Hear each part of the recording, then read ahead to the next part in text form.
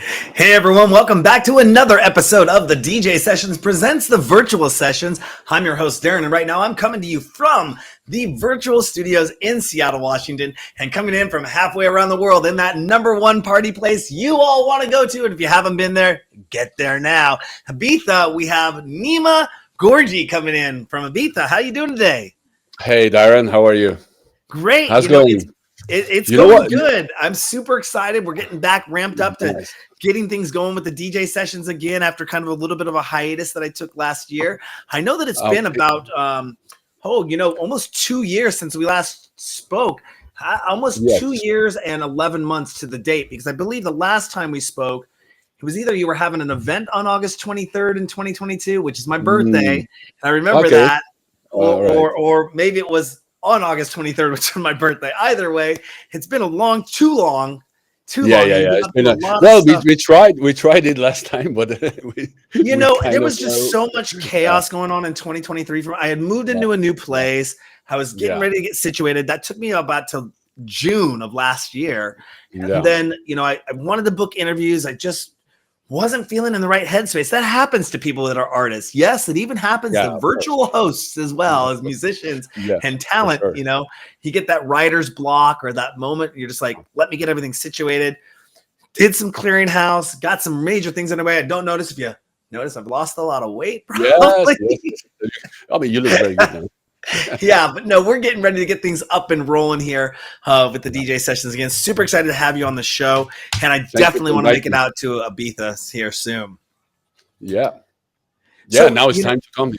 So exactly. No, it's funny. I just was speaking with Martin Ayer last week, and he invited me to come out to Rave the Planet in Berlin next month, and it's my 50th birthday next month. And I was going to go to New York and go party up there with a friend of mine because he'd never been. And that fell through. And Martin was like, well, why don't you come over to Berlin and do Rave the Planet with us? I'm like, okay, I've never been to Berlin before. This will be an experience. Well, then it's about time to come there. I mean, you need to try Berlin. I mean, Berlin in Europe, as you know, as the rumors goes, it is the place to be for raving. I mean, he says there's 4 million people live there, 108 techno clubs. Yes. Like, absolutely. Whoa, we got maybe like 15 and we got 2 million people here. So I don't know what I'm going to get into over there. All I know is I'm going to be on the top of their double-decker party bus, streaming DJs live, doing interviews in the middle of 250,000 people. You will be very busy there if you come with your platform. Definitely, you're going to be very busy. As much in Ibiza. I mean, that's you know what I found out just recently too, and this is a little off topic, but we'll get back into the interview in a second. Have you ever heard of the Enhau Hotel there? No. Apparently, it's this hotel. Okay. It's totally like this architecturally awesome design hotel. I didn't know what it was when I was booking it, but it has studios in the hotel that you can rent. It's for musicians. Oh, amazing. And if you want a guitar brought up to your room, they'll bring you a guitar up to your room. If you want to rent and book studio time, you can book studio time in these studios that overlook the river, which are right across the way from Riverside Studios. Wow. I mean, it is like I'm like, whoa, totally blown away. But I got this hotel there when I'm going to be visiting over there. So super excited for that. I was thinking about making it an extended trip and maybe coming over to Spain. Well, definitely. I mean, if you come to Berlin, it's not so much. I mean, it's like 2.5 hours flight. I mean, then you're in Ibiza. So there is a direct flight from Berlin. Oh gosh, don't tempt me, man! Don't tempt me. This is definitely. I mean, you come that long. I mean, that's far away from. Definitely, you have to visit Ibiza as well. We'll talk. You know what? We got to talk off camera, off time about this because maybe that might be a little extended vacation. I might put myself on and come down there and check things out. But let's get back to the interview. We got important things to talk about. A little bit of time here. So NG Tracks, your label.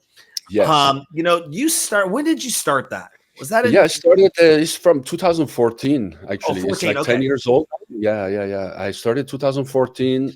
The releases started to come out from end of 2014, basically until now, and I've been doing a lot of vinyl releases. I've been doing a lot more digital releases on NG Tracks, and also involved it into some events as well.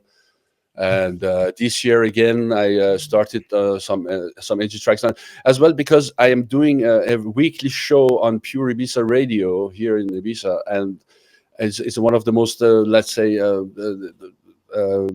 famous, or no, I mean it's more like a wanted radio stations in Ibiza and around the world, around the globe. And I started like 1 year ago, like a residency every week, like an NG Tracks radio show. And this year the summer came in, and some of my friends, they opened a kind of a mini club in Ibiza town at the port, and it's called Analogic. And I said, guys, why don't we just do at the Wednesdays, I have the radio show at 5 p.m, and then we can do a 10 p.m. after show down your spot, and do a kind of showcase there.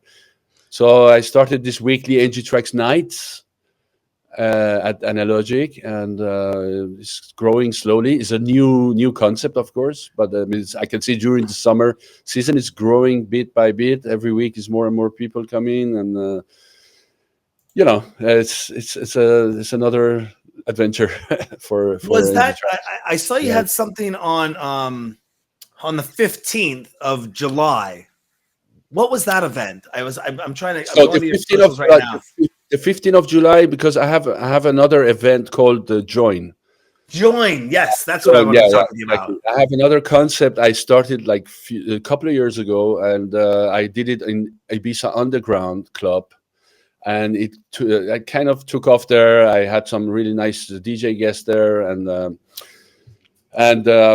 basically this year I couldn't do that in Ibiza Underground Club because of circumstances, and that's why I do now NG Tracks nights in this mini club there in town. But yeah, 15, to finish that, I did join together with my booking agency in South America from Chile called Fan Booking, and we did this kind of join collaboration thing in Pasha in Barcelona. So that was awesome. That was stuff out there. Now, is it only other NG artists that get to appear on the radio show, or are you open to taking other artists and submitting their tracks? Absolutely. I have actually kind of every second week or something, I have a new guest on the show. Either they are sending me a podcast to stream it, or to play it, and then I talk over it sometimes in the radio. Or I have this Wednesday, I have Camilo Gil coming from Chile. He's coming to an island, and I put him live with me on the radio. And after that, we do the night session at Analogic. So yeah, I have guests from NG Tracks. And besides that, Camilo Gil, like I mentioned, this Wednesday, he's also doing a remix now. He did a remix for my label for a new project from a guy from England called Gudj, Gudj, Gudj or Gudj, however you spell it, pronounce it.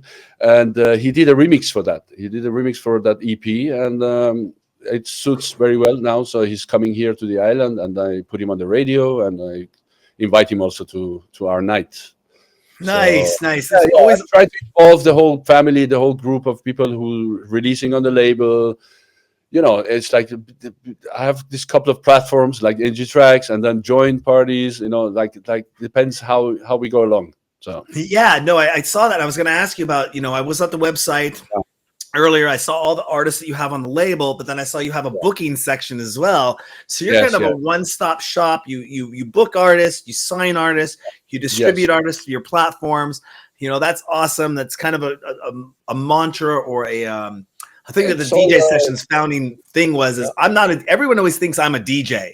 And I'm like, no, I'm an executive producer. I work with DJs. And one of the things we want to get up to, and I think I may have spoken to you about this last time we talked, is having the DJ Sessions label, being able to manage bookings for the artists that are on our shows, throwing events and getting out there. And we're slowly starting to get back to that after everything that happened over the last couple of years, and really moving the ball forward. So that's really awesome. That you have those mediums that you can get people out there. If you could describe the music, the labels. Now, if the label and the station, the radio stations and your events all have the same kind of genre of music, how would you describe that music in 3 words? What would you call it? Well, I mean, you're asking the whole radio station, the genre they have. Actually, in electronic music, we have so many different genres in sub genres. Let's say inside Yeah. it. So, yeah, I mean, it goes from tech house to progressive house to techno to Okay. progressive techno. So all this, it goes in my area. It comes when it comes to my show. I will probably present it more in the minimal house and minimal kind of era, you know, and Okay. area. So it's more like the micro house, minimal house, minimal tech kind of thing, you know what I mean? But I mean, I would play even classic house music if I have to, and that would go under the same kind of under the same vibe, you know. So Absolutely. No, yeah, when I bring on new resident DJs, they have to fill out their profile, and I yeah, send them to the Wikipedia page that yeah. explains electronic music, and it lists Oh all my the God. genres and then all the Oh, subgenres. And I say, you can choose from this, but don't yeah. choose every single one. No. It's just becoming. You know what? I still, when the people ask me, "What do you play?" I mean, as it's like, well, I mean, first of all, it's electronic music, but then it goes to house, and between house and techno and deep electronic. I mean, I just choose your own genre if you want, whatever you want, you know, because it's really difficult nowadays. I mean, to say what you play, because I kind of play everything. I like to play across all genres in a way, but it's the way we are playing. Maybe is the different way. Is that makes a difference? The way we mix it together, the way it's put together, everything. It's kind of goes maybe under this kind of minimal style. Mhm. You So know, yeah, what can we expect in the near future coming from NG Tracks, from the label? Do you have anything you can talk about? Anything in the works? Something being yeah, released here soon, or yeah, a lot sure. of As stuff I being mentioned, released soon? well, I mean, not that much actually now, because now we are in the summer season, you know, and summer season usually we don't really release so much, but actually, I'm working on the two EPs now. I'm like I mentioned, one of them is with Gotch and Camilo Gil. Remix is coming out soon in beginning of August. This one is I've been working on for a while, and then the next one I'm working on is another guy who lives in Berlin. He's native Romanian, but lives in Berlin, and his artist name is Utip, and he did a couple of tracks for us, and plus I'm having Christian Burkhardt remix on it. He's one of the German legends, producers and DJs, and basically, yeah, this is coming in September. I hope everything is done by then, and then I'm working on something from myself. I mean, something I would like to do since a long time. I haven't done any NG Tracks release actually. I mean, I do releases. I do monthly releases actually on Bandcamp, just by the name, like by my name, and there is no label involved. I don't involve my label. I just call it NG. I mean, like assign it NG. So it's like, you know, I just want to have this direct from the artist, from me to the audience, you know, and I'm free to do whatever I want, because I don't even.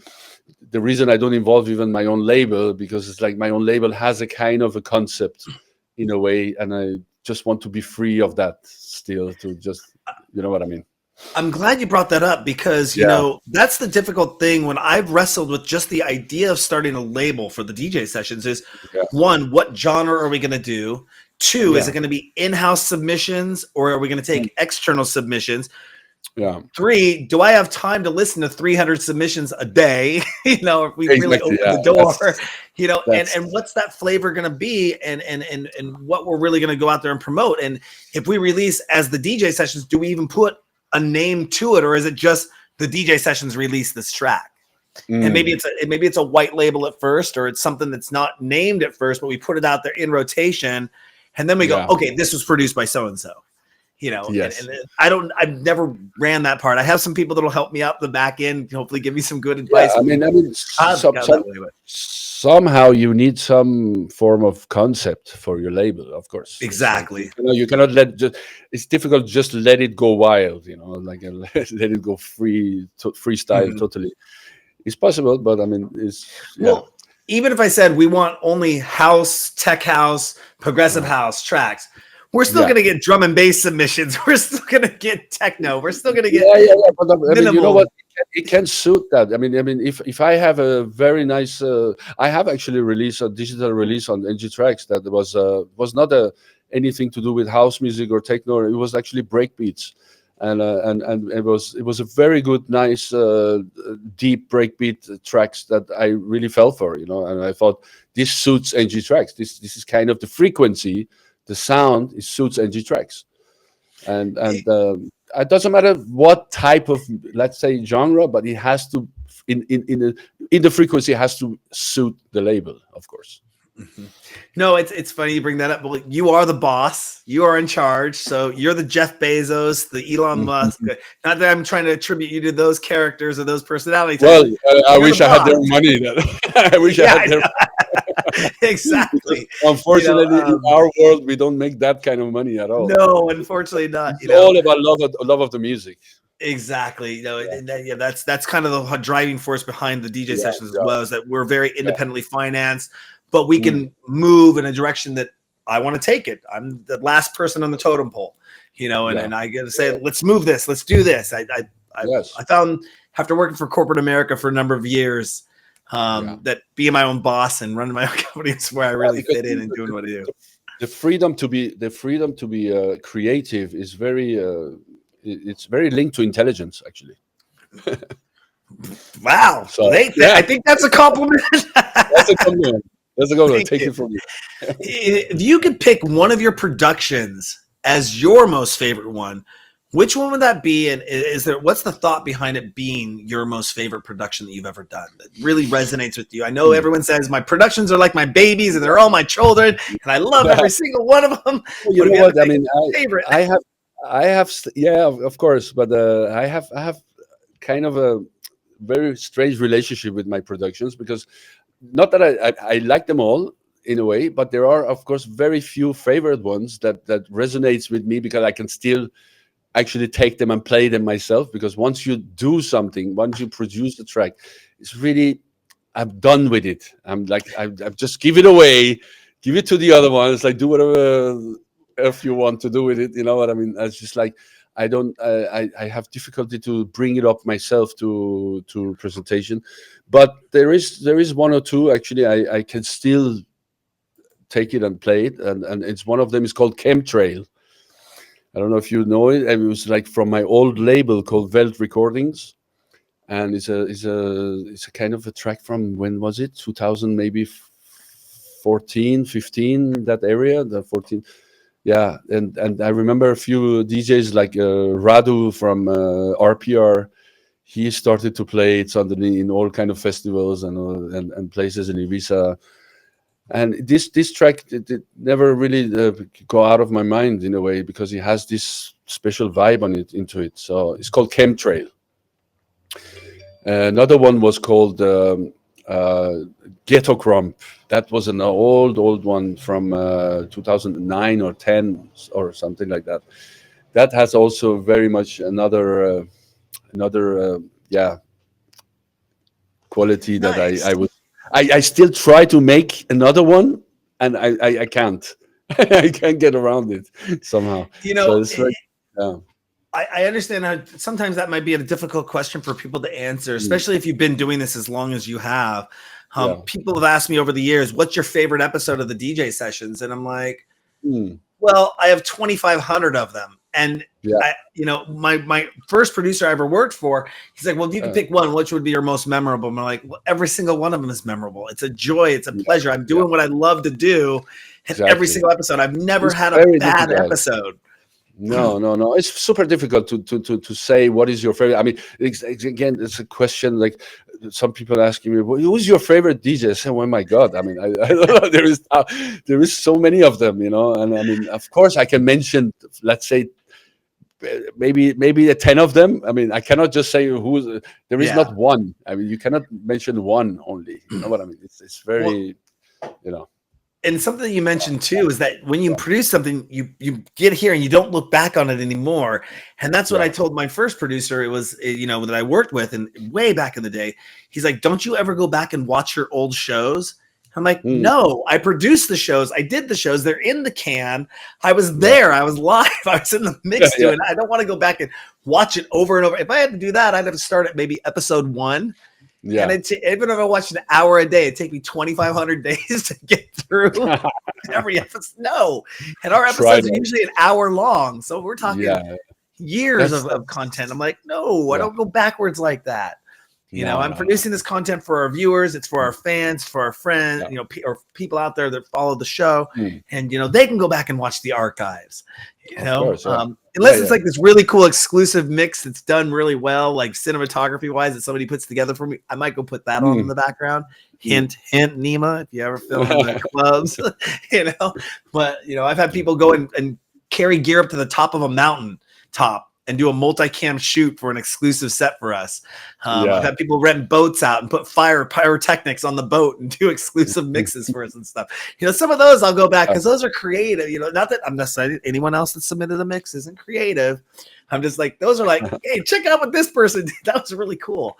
You know, now it's something that came across, and I don't know why Facebook is popping this up on my thread recently. It's kind of an interesting thing. It's somebody took this website and they've posted, and they take the different years from Ibiza and they say, these were the top tracks for this time period in Ibiza. So it's like 2001 to 2002, and they'll take the top track of the month that was playing. And I'm just like, oh my God, those are some of the classics that I just remember so much. These were like, these essential tracks were ones that if you were a DJ, you were playing this in the clubs. This has happened. It leads me into my next question.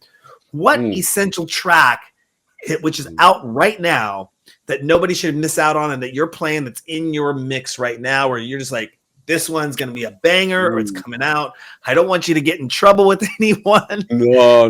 But, well, you know, it's very difficult. Nowadays it's very difficult because it was a time, like you mentioned, it was easy to pinpoint the track of the year, the season track of the. I mean, I remember it was a time like when it was so big to be in house music here. It was like a Kings of Tomorrow. It's like this stuff like that. Just like that was a track of the year of Ibiza. And but these days are so many of them. It's like I'm struggling my brain to find one of them. I mean, to have as a.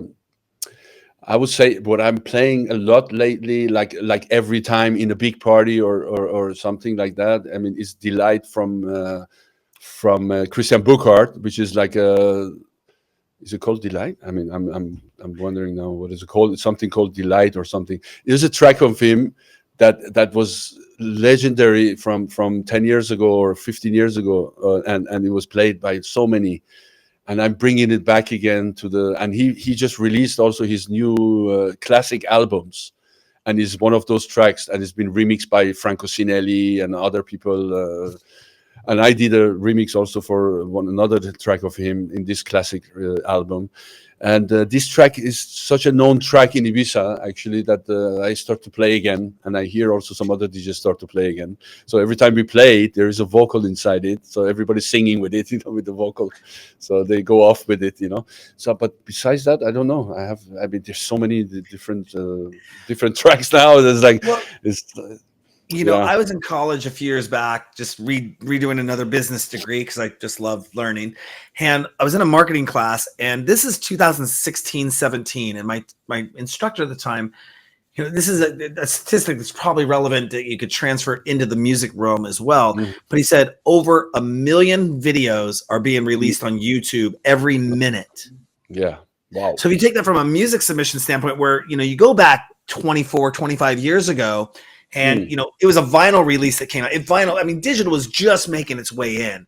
But I don't think there were any beat ports you could download MP3s, but digital wasn't there. It was vinyl. So with a vinyl release, you had a limited pressing. And it was what was in your crates.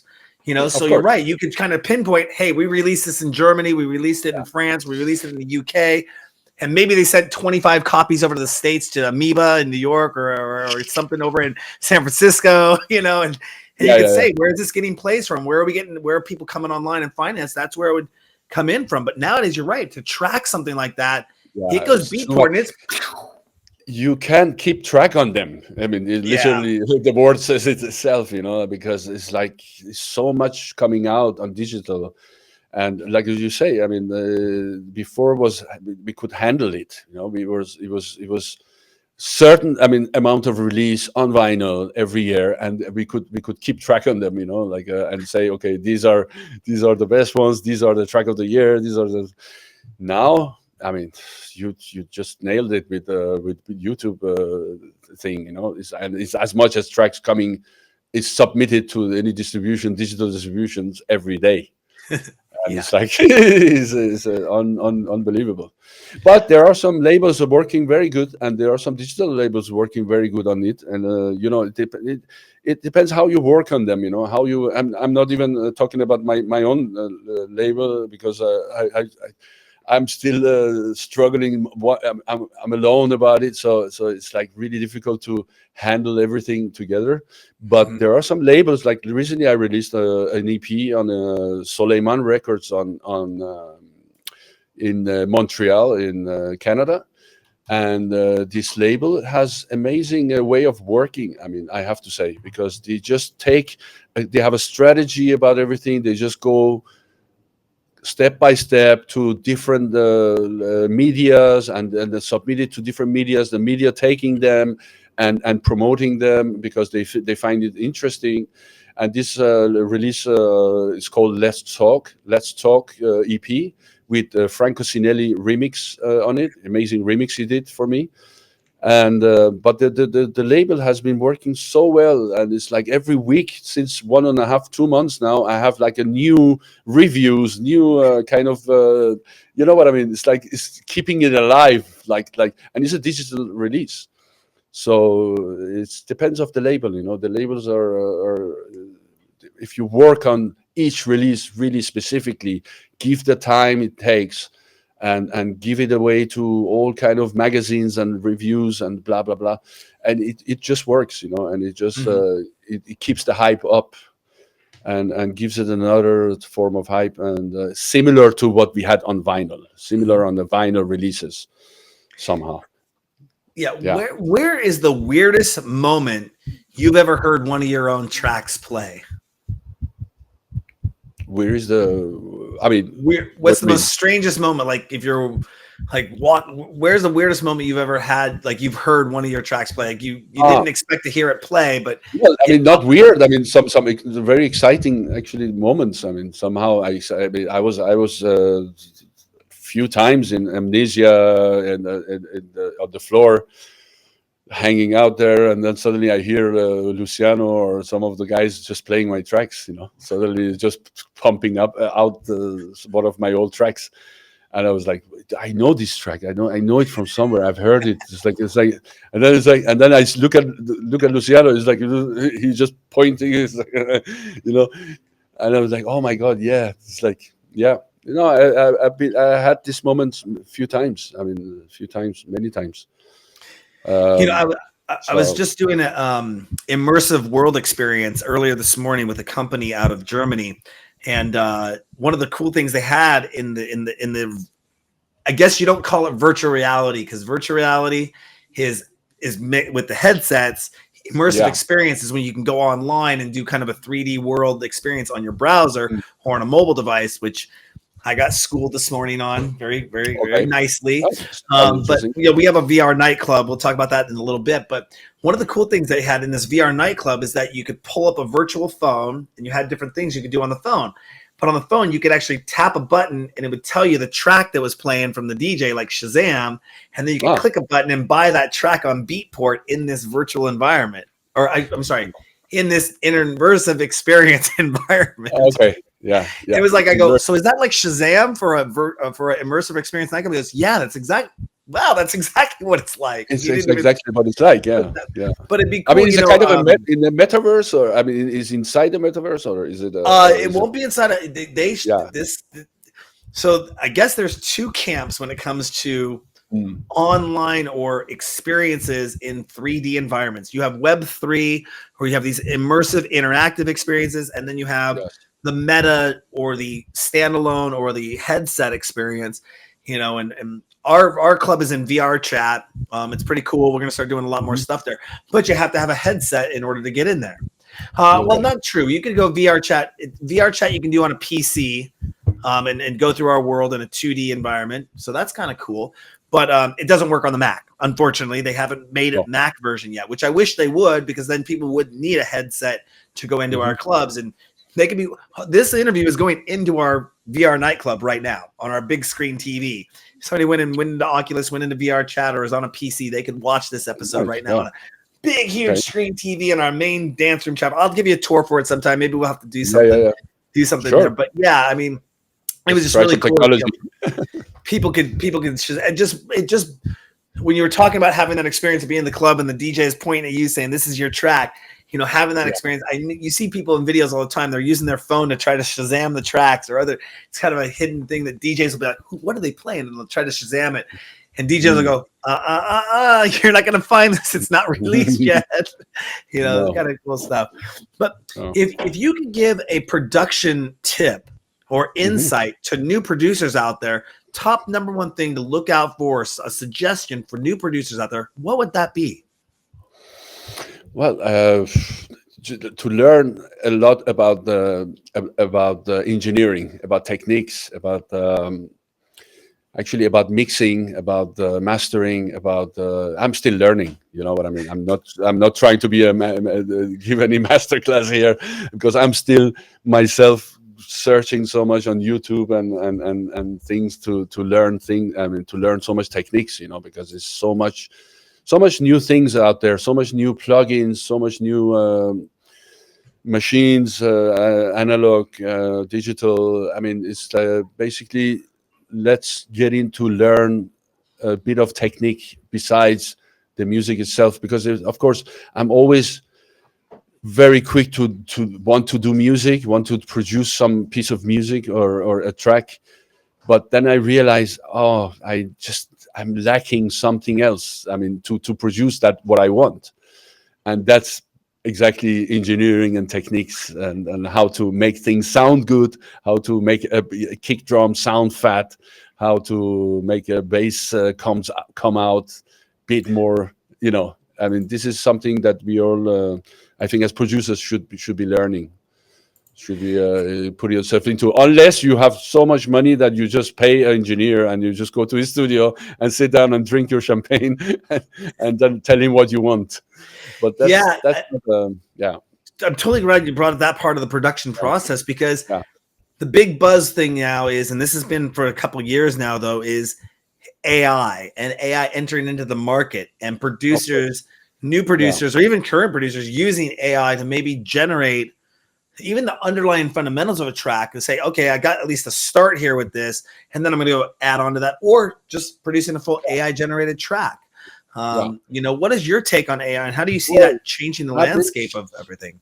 I've been watching it. I have some friends, they are creating some AI tracks and everything, all kind of things. I mean, from disco to rock and roll to how you know that. I mean, however you want it, you can have it. Still, I believe we are in this.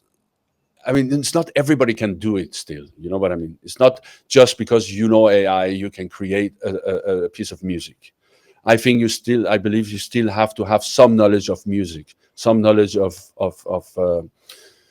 creating a melody, or knowing a type of melody, or knowing a type of music to create that. Even on AI, even you go in and write something and then it comes out as a music creation. So I mean, I think we can do a lot of creative things with AI. I believe, because if I, for example, suddenly need a piece of vocal in my track, I'm doing already production, in my little studio, and I'm just missing one kind of element that I could quickly bring it out and use it. Still, I have to be creative about it. You know what I mean? I cannot just like, it's not a magic just in the air. So I would use it. Yeah, definitely. Why not? Because this is something that you can. I need the piece of melody, you know, and I just like, you know what I mean, and you can create that with AI. Why not? I mean, this is something revolutionary. And well, even just from an experimental standpoint, I mean, you know, it. Do some people call it cheating? The one word I heard over the last few years, going to ADE and talking with people about this, was that it doesn't have soul, and what you'd be missing would be the soul that an artist could put into that. Yes. But as it gets smarter and it learns, I guess if those are the terms, smarter and learns. Yes. Now, we're not talking about Cyberdyne systems here, and T1000 is going to pop up and start DJing on the table, you know. I believe he would get there. He would get there. I mean, I think people. I mean, come on. I mean, look at what's happening. You know, it's like the world is like it's like evolving, changing. It's such a fast pace. So no, it would come. It would come. The feelings, the emotions. I mean, it's already happening. It's already some of the. I don't know actually, but I've heard some of the AI music. I mean, you can't tell at all if it's a human being is singing or is I mean, it's like, so, you know. So and that's going to be interesting to see how that all plays out. Yeah. You know, I work with a company kind of closely right now called Vibe AI, I believe. And what they'll do, it's not generating music, but if I say, I want a set list in Nima Gorji's style. Mm-hmm. And they'll go out there and they'll scan Beatport and put together a whole track list for me using AI to pull it all in, and it'll be all styles based upon what they think would do. And now I just got to be the DJ and mix those tracks together. Do they put them in the right order? Do they tell the story the right way? I don't know all the fundamentals behind that, but at least it's going to give me those tracks. I can listen to all those tracks and go, okay, great. Now I got a set that's going to be based on this style of music at this tempo and this genre. And boom, my set selection is done for me now. I don't have to go out there and look up 50, 80, 100. I had a producer once in the beginning of our series. This is like 2010. He goes, I spend 2 to 3 hours a day looking for new music. Yeah. And I'm like, and you're not listening to the whole track. You're listening to maybe the first 10 minutes. Now you're maybe the waveforms, and you're like, what's this drop? What's this? Yeah, you just listen to the first seconds, and then you go in the middle, and then you go to the end. But I mean, it's like, I mean, if you can have something comes in, somebody like an assistant comes in and selects some bunch of tracks for you and just lay in front of you and say, this is the 50 tracks you should listen to. And out of that, you can find maybe 10 or 20 of them that you as a human being personally likes it, you know. So, well, and that was something that was an internal joke back in the day because I always, like I was saying earlier in the show, I never wanted to be a DJ. All my friends were DJs. All my nightclub promoters that I knew were DJs. I wanted to be an executive producer. I'm a video guy. I like technology. All that side. Let me handle that side of the fence. You handle the music production and DJ side of the fence. But the joke was like, if I ever DJ'd, I would have somebody go out and pick out tracks for me, put them in the order they're supposed to be in, and I would come up and I would play that set, and that would be my set. And I would do it in an online live streaming world, so I wouldn't have to necessarily read the crowd per se, as like I'm in a nightclub trying to drive people to go maybe buy drinks or worry about the aesthetics of the club and all that going on, because it was just an online set. Well, that would make it very, let's say it's like as if you're a producer, but you're not a producer because you use a ghost producer. It was a ghost DJ, is what we're going to call ghost it. DJ, basically, is a ghost DJing. That I would not say that's not a DJing. That would be just like you're just playing a selection of music. You could be a radio, basically. Which led to me actually kind of making a fake DJ profile on my website. My DJ name is the DJ ... sessions. And if you go, it's like, I'm not a DJ. I just play one on live streams. I enjoy pressing play of other people pressing play to play their music, and I take credit for their sets that they play. It's just like a whole facade. It's like a joke just on the back end. It is a joke. I mean, it is. I mean, sorry to say, but there is a lot of things happening now in the DJ world that is like not really. I don't consider it DJing. You know what I mean? So it's many new DJs came in with the wrong, with no background, with no. It's just maybe they have the looks, or they have some other guy behind that, like you say, selecting things for them. Even they go on the stage and playing with without any cables in the CDJs or in the mixer. I've seen that also, which is like, what is it? A DJ playback now? It was like before we had singers playback, just like singing with a microphone with no cable in it in the 80s and 90s. I remember, and that was called. Yeah, so this I won't go down that route because I don't want to alienate anyone from never coming on my show. I know. Well, anyway, I mean, I don't want to go to this is the electronic music politics. We don't want to go there. Yeah, if you could take one upcoming producer that really you could say, I want to put this producer in the spotlight. If you could choose one, because I know you got a bunch on your label. I don't want you to get in any trouble here, but if you could take one producer that you think deserves to be in the spotlight right now, who would that be?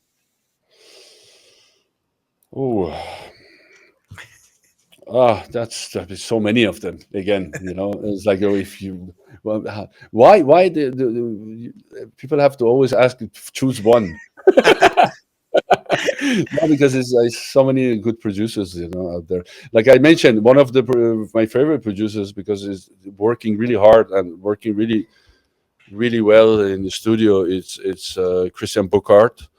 Another one I like as a producer is Luciano himself.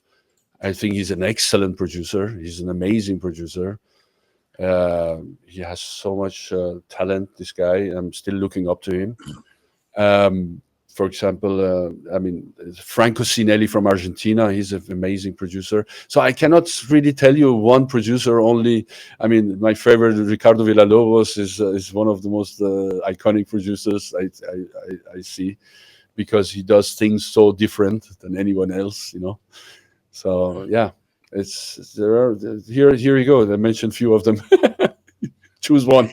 Now, if you could take one non-famous person and put them in the spotlight, other than your friends or family, like somebody who's really important to you, but non-famous, and put them in the spotlight, who means a lot to you, who would that be, and why would you put that person in the spotlight? Well, non-famous ones, I have to mention who I'm working with actually now. Actually, what I'm working with is one of the guys from Romania. I told you is coming out with EP on the NG Tracks. I hear his talent. His name is Utip, and he is unknown right now. So as well as, but he has so much talent, and I hear all his music. He's sending me. It's like I'm hearing the production. I'm hearing. I'm like very impressed about it. I think he should be really, and that's why I'm also releasing him with a remix of Christian Burkhardt, which is a legend. So we can kind of push this talent up in the scene, and people can hear other music of him. He has other releases on other labels, of course. That's how I got into his thing. So, yeah. One of the things that I see a lot of, but this happens in our local market here, I'm not trying to talk bad about it or anything, but the word that comes to mind is legacy. And a lot of older people that have been in the industry for a while hold on to that thing, and they don't make way for the younger artists, and they don't nurture the younger artists in a way. And there's a lot of people I feel that kind of flounder to the right. But now we have YouTube, we have YouTube videos, we have places you can go for more research rather than going to maybe the bookstore and grabbing a book saying how to start a record label, or go to your local library. You can kind of find out that information much more faster, obviously online. And so, but you still, it's nurturing the next generation, I think, is a key point that people need to do. I need to be doing that in my industry. I don't want to, I turn 50 next month. by the time I turn 60, I should have a team of people working underneath me doing what I'm doing and mentoring and coaching them to be the next generation of electronic music reporters, influencers, and things of that nature. So it's good that you're still working with those younger people and getting them out there. Yes, that's important. Yeah, of course, it's important. I mean, that's somehow I'm happy to have so many different people on the label. I mean, I've been working with, and before they came on the label, they were probably nobody heard about them, or they're very upcoming artists, and after that, after they came on the label, they suddenly picked up their career, and then they come to other labels and so on, and now they are actually more famous than me, some of them. So I can tell you that. So yeah, but that makes me happy in a way. That makes me happy, and it makes me also proud that and this is how. I mean, I would say my job is, of course, to sort out myself first, but I mean also to give to the other new talents, younger ones, to come up and to be present in the scene. And this is something we should all work towards too. If somebody was interested in joining NG Tracks, what can you give our viewers or insights or listeners insight to? What's the vetting process like for that? Is there an official online vetting process? You have do you put that out there when somebody contacts you? If you meet these parameters, we will consider you, or is it over here, buddy? We like you. Yeah, exactly. No, but usually if I meet somebody personally, I mean, they talk about their music and they want to send me something. Of course, I'm always willing to give my contacts, and they send me music, and I listen to it and I give you my feedback. But I don't sit down and listen to random email sending me as a demo. This I don't do, because I've been doing it for a while, but suddenly I found myself, like we talked about before. I mean, you sit down and listen to so many things that is not really in our street, So I prefer to know if I know like. I find some music somewhere on Bandcamp or something, and I say I really love the production. I was like, I can go on myself and ask the guy, "Do you have any other releases, or are you interested to do some release on NG Tracks?" I mean, that way I do it, or they approach me on Instagram. It's like, can I send you a demo? Can I please send you some music to listen to? Of course, I would do it. I mean, I would listen to it, but the random mails that come into my emails, those are the one I try to like, okay, maybe I by hazard just push on one of them to listen to, but it's not so often I listen to those. Understandable there.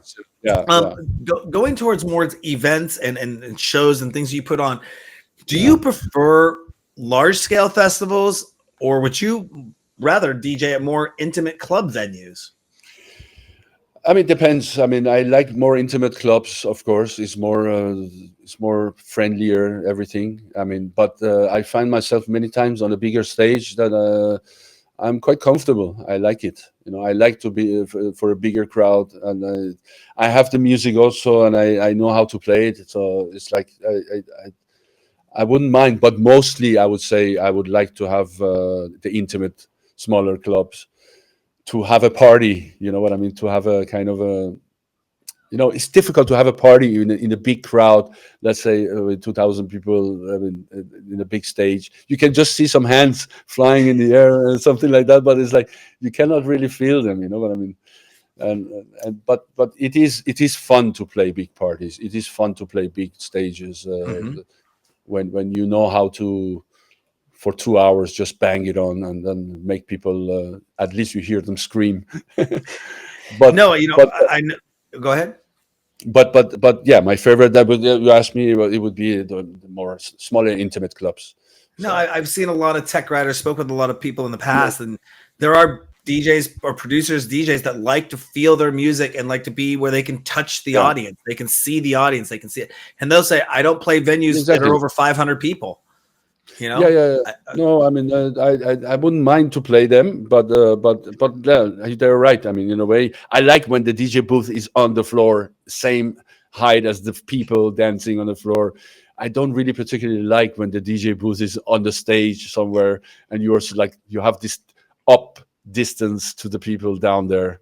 It's like it already bothers me a little bit. So I'm that kind of, you know, yeah, picky. I know. I was talking with Dr. Fresh a little bit last year.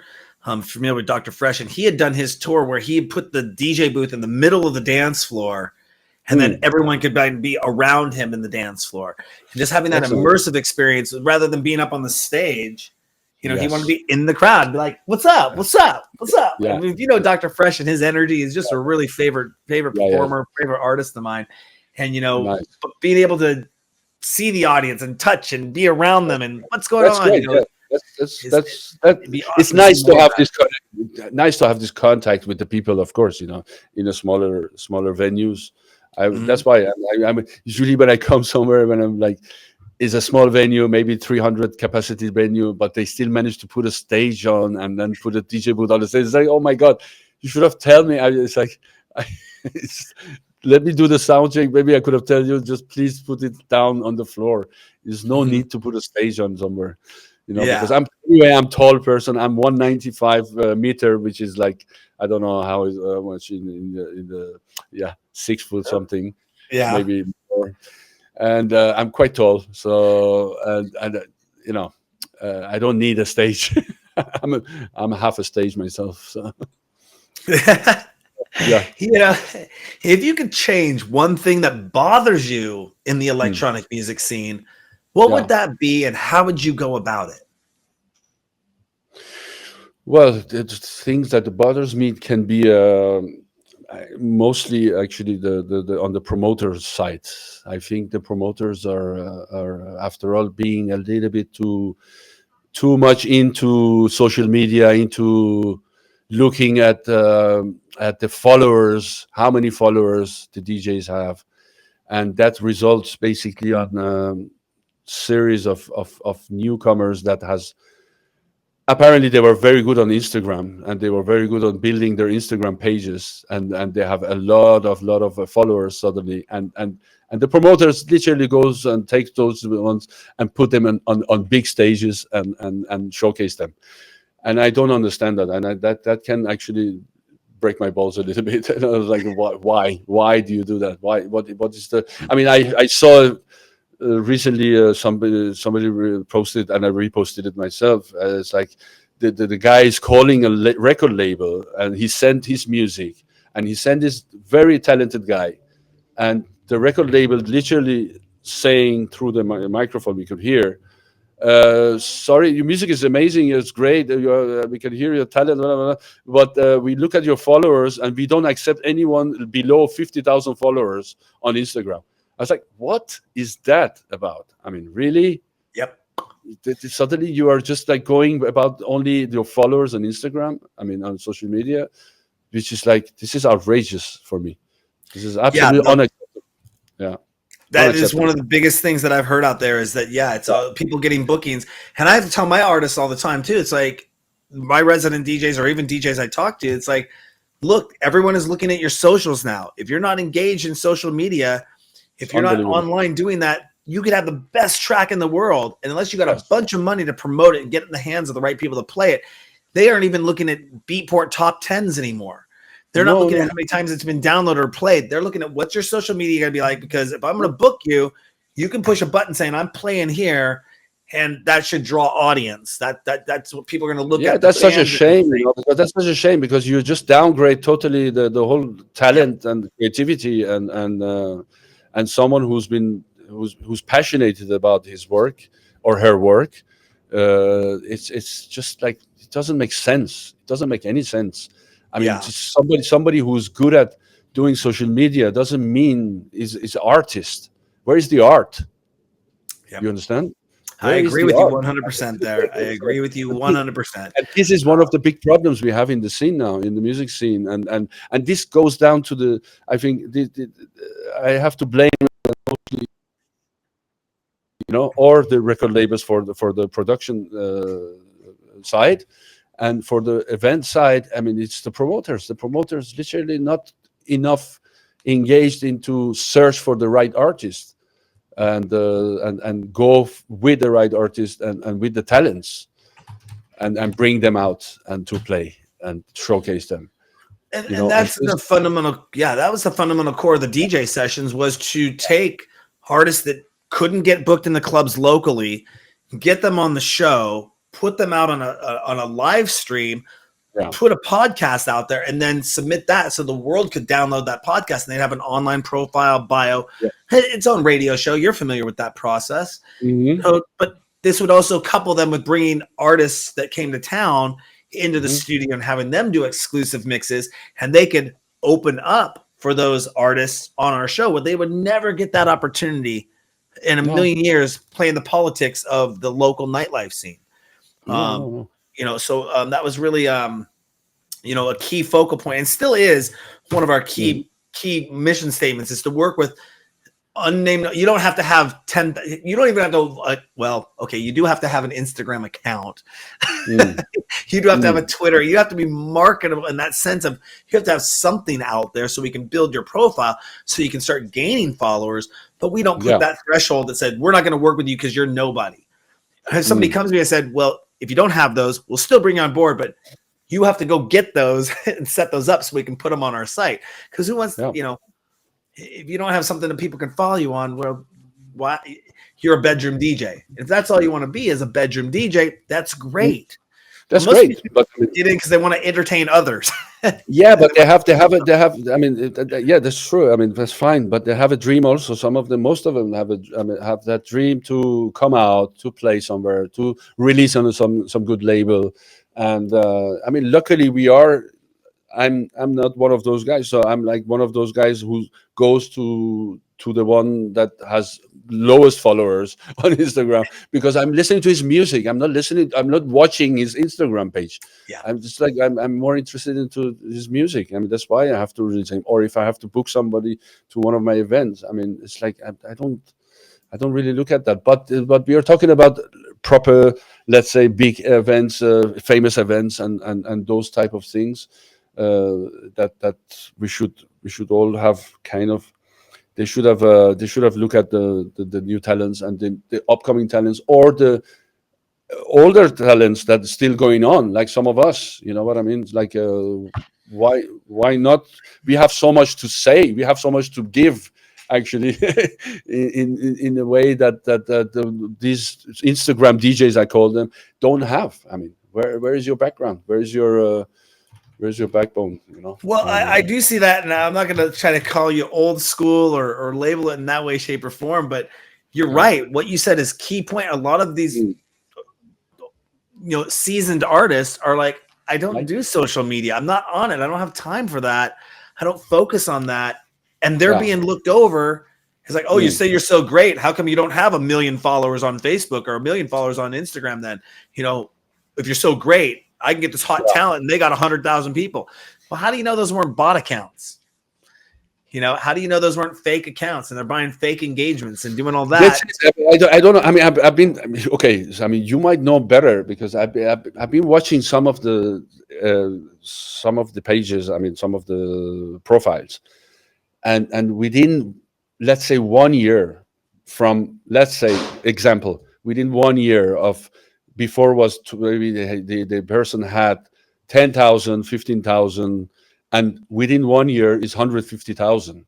I'm like, I'm struggling since years to because mine is so organic. I don't touch it. I just posting whatever I'm doing, and that's it. I don't give it to anyone to work on it or. But I mean, in 1 year, in 12 months, from 15 to 150, I don't know if that can be organic. I don't know. Tell me. Let's say, do you remember the movie The Princess Bride? Did you ever see that movie? No. Okay. It's a book that was made in a movie, but maybe some of my viewers will relate to this. I'm going to say this statement here. I know the secrets of the fire swamp. I know the secrets of when you relate to that there was some dangers of the fire swamp in order to get through it because it was a treacherous place. And knowing the secrets of the fire swamp, you could live there and sustain life there and know how to get through it. That's the same with the social media world. I know the tips and tricks. I've been accused of those tips and tricks. I've had people tell me, there's no way you could go from here to here and have this many followers. And they're like, look, I know what happened. Like, I can do the same thing to your channel without you knowing, and there's no way you could stop it from happening. You know, let's say a fan, I'm just going to cave some point. You have an Instagram handle, and a fan, instead of donating you $20, wants to go out there and they want to pay $20 to bot your account and add 3,000 followers or 5,000 followers. They can do that, and you can't stop them from doing that. And the only way you could delete, you'd see all those accounts come in, you'd have to go back and unfollow all those accounts. But how do you know if they're real accounts or fake accounts, and you don't want to start deleting followers? And somebody can do that and just say, hey, I don't want to pay a $5 subscription for your Twitch feed, which you're only going to get $2.50 from if you're an affiliate with Twitch. No hate on you, Twitch. Your compensation model's great. Don't worry about that. But somebody can say, I'm not going to give you $5 a month. I'll pay $5 a month, and I'll boost your live viewers, or I'll boost your Instagram, or I'll boost your X account, or I'll boost your Facebook account. And I feel good that I'm helping support you by making your numbers inflated. And there's no way you can control any of that. Now, there are some kind of ways you might be able to control, but there really you can't. And like you said, how do you know they got 10,000 to 150? You're right. If they played a big festival and they're in front of 25,000 people, and all the people are sitting there watching them, or 30,000 people, and they go, and they start following them on their mobile device right there. Well, then how do you know they didn't just pick up 10,000 people from that show? Or my thought is always, the new one is people wear shirts. I got this Mackie logo on the front of me. If DJs wore their QR code on the front of their shirts, or their logo behind stage was a QR code instead of their logo, people would be like, oh, you know what to do with a QR code now. Boom. And it takes them right to their website, follow, or their link tree, or whatever it is. And they can go boom, boom, boom, boom, or go to their merch store and buy merch. Or if they have a live mix and they're playing the tracks, they could go buy those live mixes right through them, through their label or whatever. There's a lot you can do with technology nowadays. But you're right. How do you know what's fake and what's real out there now? I've been approached like almost regularly every day, 2-3 times a day from Instagram. Let's say I don't know how to call them. They always offer me all kind of. I can give you 5,000 new followers. I can give you 3,000 new followers. So basically, and I'm just like always deleting them, because I'm like, okay, you want a job, basically. You want me to hire you. I have to pay something to you, and you want to inflate my numbers on my Instagram because you're offering me that. And it's like, I mean, this is. I mean, why not if you want to just have some random followers? But I mean, are they following you because of who you are? Are they following you because of the art you do? I don't know. Well, the biggest key factor, I'll give some insight to anyone out there. Just go ahead. And I mean, I know how our followers come in because we promote everything on our website.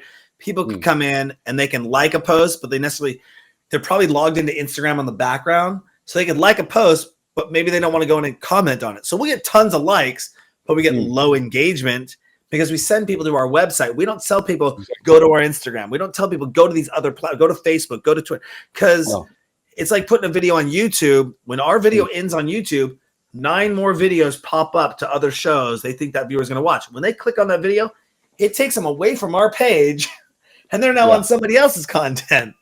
And I'm like, wait a second, we host everything on our show. So we say, go to the djsessions.com. And that way everyone's stuck watching on our site, not, being bombarded by everything on the other platforms out there. So we get that retention there. But we could talk about that all day long. I'm going to wrap it up here really quick with you. A couple last final questions here.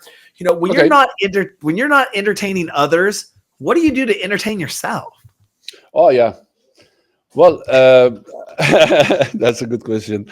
I mean, I do several things. I mean, I like to have a walk in the nature usually, because we are in such a beautiful island.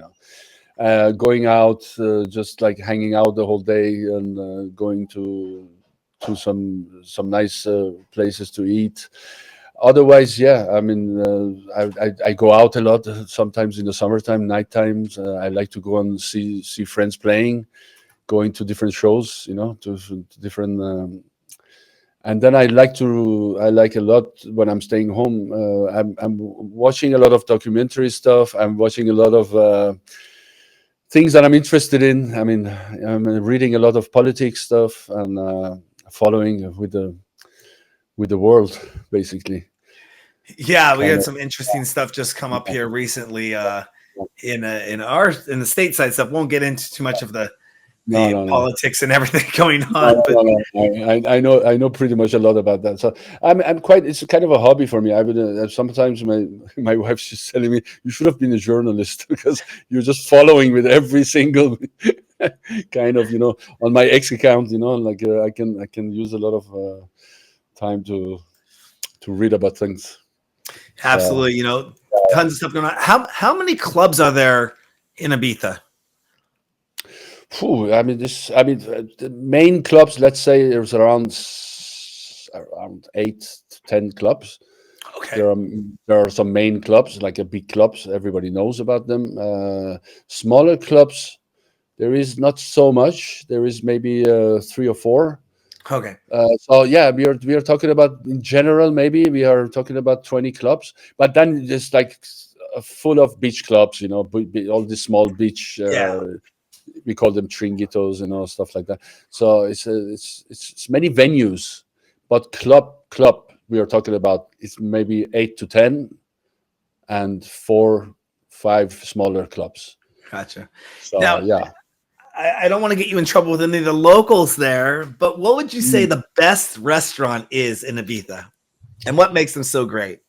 The best ones, actually. Okay, I tell you. Can I tell you numerous ones? I mean, like a few ones at least. I'm a foodie, so if I come there, I want to hit all these places up. Yeah.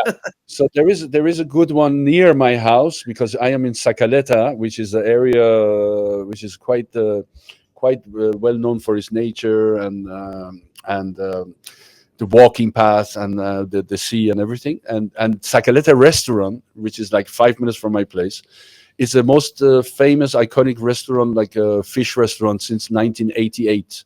So it's been there since ever, and it's open all year long, and it's open every day. And it's called Sacaleta Restaurant. It's beautiful restaurant, beautiful spot. You have only the sea and the restaurant, and that's it. There is no house or anything nearby. And then there is another one. One of my favorite ones I go often to. It's an Argentinian restaurant. It's called Social Point. Social Point is literally Argentinian asado. Is grill, and you have the best meat. You have the best cuisine there. I mean, it's like incredible terrace. Beautiful place, and it's quite nice prices. It's like humanly possible because there are a lot of expensive restaurants on this island. You just like literally cannot walk in there. I don't know if I can change my flight plan. I'm coming over to Germany, to Berlin, as I mentioned earlier in the show and pre-show for Rave the Planet. But maybe I could look into changing my ticket. Maybe I'll have to come over and stop by and spend some time for my birthday in Ibiza. That's on my bucket list too. Or I'll just plan another trip and come out there and spend a whole weekend, or come in on a Thursday and work and then have a Friday night experience, and hopefully alive for Saturday night experience. Yeah, but let me know anytime you want to come over. I mean, I can show you around a little bit here. Yeah, of course, because that would be great. We can talk after the show about it. I would love to do that. It's kind of our mission statement, is to get out more on the ground. We started that process in 2022 of traveling over to ADE and being on the ground there. Awesome experience, but we definitely want to get out to more cities, more towns, and be on the ground. And that sounds interesting. I can do all these virtual interviews all day long, but I want to be on the ground. I want to experience the culture and the food. I want the food. Is what I want. Maybe we can also do it from exactly. But we can do it from here as well. You know what I mean? Because absolutely, we could set up something where we're doing a live stream. Absolutely. Very small footprint. We could talk about that after the show. Yeah. One last question, or a couple last questions though. If Hollywood were to make a movie about your life, who would you pick as the main actor? I would make as a main actor. What's his name? Jeff Blumenthal? Jeff Goldblum? Jeff Goldblum, yeah. Jeff Goldblum. Jeff Goldblum, yeah. Why Jeff Goldblum? I don't know, because he's tall. No, he's actually one of my favorite actors. He's a very good actor. I like him. I like his style, actually. Yeah, about 25 years ago, I was sitting around. It's funny you bring him up. I was sitting around a room and people were bringing up their favorite actors, late night, after party type thing. And they come around and they go, Darren, who's your favorite actor? And I just said, Jeff Goldblum. And they looked at me all weird, like, why would you choose Jeff Goldblum? I'm like, he's so amazing. His character, how he does his nuances, and he can come off as a character. I just love what he does. Everyone was choosing their top people. I'm like, no, Jeff Goldblum. I know. It's just, it's too many top people. Like I don't know. And somehow I resonate myself into my look, maybe more, and because I'm tall and I'm like gray hair and So he would suit my character, I think. Awesome. Well, Nima, is there anything else you want to let our DJ Sessions fans know about before we let you go? Well, I mean, go on the ngtracks.com and you can follow with all the releases there, which is like I'm trying to also focus on my website. ngtracks.com is easy, and I also post. We are doing all our events there, everything there from the label events, and ngtracks bookings, and collaborations, for example, with fan bookings of Chile, which I'm working with also, and everything that is like basically concerning my events and my bookings and my and also the other artists. So we have this booking agency called ngtracks bookings. So ngtracks.com, definitely something everybody should go into. Best place for people to find out more information about you online, where is that at? So as I said, on Instagram, go on Instagram page, basically Nima Gorji 72, right there on the screen. There you can see the link tree with all the informations there, and then from there you can also see ngtracks Instagram. You can see join Instagram. You can see everything. So awesome. Nima Gorji 72 on Instagram, and the link tree is there. Check them out. Find out more information about everything they got going on with ngtracks radio shows. If you want to party in Ibiza, if you want to go eat in Ibiza, place to go watch the episode. Go get the names of those places. We're going to talk about that off camera here a little bit later, and we'll invite you. We'll have you back on the show, Nima, again in the future. We always like to stay in contact with the artists that come on the show, because I know you're always up to something new, something going on with all the artists you represent, events happening. It'll be cool. One more thing. Let me mention one more thing. Just don't forget the YouTube channel, please, because I'm struggling to get subscribers on YouTube channel. Please go on to YouTube, Nima Gorji, subscribe. There is full of music. There is full of sets there from all my radio shows and also my new tracks and everything. So the Nima Gorji YouTube channel, please subscribe. Awesome, Nima Gorji YouTube channel. All right, so the YouTube channel. Awesome. Yeah. Well, again, thank you so much for coming on the show today, or evening. Thank you for inviting. Over there. Yes, it's getting darker. So thank you for inviting. It's a pleasure to be here. Thank you.